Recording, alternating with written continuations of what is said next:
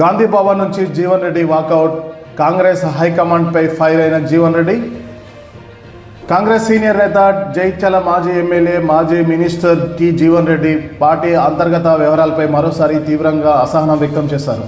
Nizamabad parliament నియోజకవర్గ స్థాయి సమీక్షా సమావేశంలో చోటు చేసుకున్న పరిణామాలు ఇప్పుడు రాష్ట్ర రాజకీయాల్లోనే హాట్ టాపిక్గా మారాయి. నిజామాబాద్ పార్లమెంట్ నియోజకవర్గ నేతల సమన్వయ సమావేశం బుధవారం జరిగింది. అయితే సమావేశం ప్రారంభమైన కొద్దిసేపటికే జీవన్ రెడ్డి తీవ్ర అసహనంతో సమావేశం నుంచి బయటకు వెళ్ళిపోయారు. పార్టీ అధిష్టానం వ్యవహరిస్తున్న తీరుపై ఆయన తీవ్రమైన అభ్యంతరం బహిరంగంగానే తెలిపారు. సమావేశం నుంచి బయటికి వచ్చిన అనంతరం జీవన్ రెడ్డి మీడియాతో మాట్లాడారు. ఇంకా అధికారికంగా కాంగ్రెస్లో చేరని బీఆర్ఎస్ ఎమ్మెల్యేను ఈ అధికారిక సమావేశానికి ఎలా ఆహ్వానిస్తారనేసి జీవన్ రెడ్డి ప్రశ్నించారు. రాజ్యాంగ ఉల్లంఘనకు పాల్పడిన వారిని పక్కన కూర్చోబెట్టడం ఏంటి? దశాబ్దాలుగా పార్టీ నమ్ముకున్న వారికి గౌరవం ఎక్కడ ఉంటుందనేసి ఆయన పార్టీ పెద్దలను నిలదీశారు. గత 10 ఏళ్లుగా బీఆర్ఎస్ అరాచకాలపై ప్రాణాలకు తెగించి పోరాడిన కాంగ్రెస్ కార్యకర్తలకు ఇప్పుడు తీవ్ర అన్యాయం జరుగుతుందని ఆయన ఆవేదన వ్యక్తం చేశారు.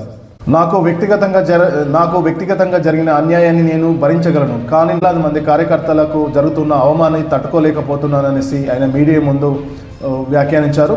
అయితే బీఆర్ఎస్ నుంచి వచ్చిన నేతలకు పెద్దపీట వేస్తూ నికార్సైన కాంగ్రెస్ నాయకులకు కార్యకర్తలను అణగదొక్కుతున్నారని ఆయన ఈ పద్ధతి మంచిది కాదని జీవన్ రెడ్డి సూచించారు. గతంలో కూడా జైత్యాల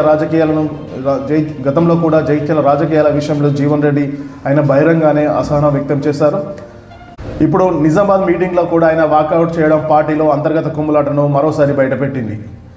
జీవన్ రెడ్డి లాంటి సీనియర్ నాయకుడు ఇలా బహిరంగంగా విమర్శలు గుప్పించడంపై అధిష్టానం ఎలా స్పందిస్తుంది, దీనిపై అధిష్టానం ఎలా చర్య తీసుకుంటుందనేసి ఇప్పుడు రాష్ట్ర రాజకీయాల్లో ఒక చర్చ నడుస్తుంది. అధికారికంగా కాంగ్రెస్లో చేరని బీఆర్ఎస్ ఎమ్మెల్యేలను నియోజకవర్గ స్థాయి సమావేశానికి ఎలా పిలుస్తారనే జీవన్ రెడ్డి ఇటు రాష్ట్ర పెద్దలను అటు కేంద్ర పెద్దలకు సూటిగా ప్రశ్నించారు. 10 ఏళ్లుగా బీఆర్ఎస్ ప్రభుత్వం అధికార అరాచకాలపై ప్రాణాలకు తెగించి పోరాడిన నికారసైన కాంగ్రెస్ కార్యకర్తలు నాయకులకు ఎలాంటి భరోసా ఉందనేసి ఆయన పార్టీ పెద్దలను నిలదీసినట్టు తెలుస్తుంది.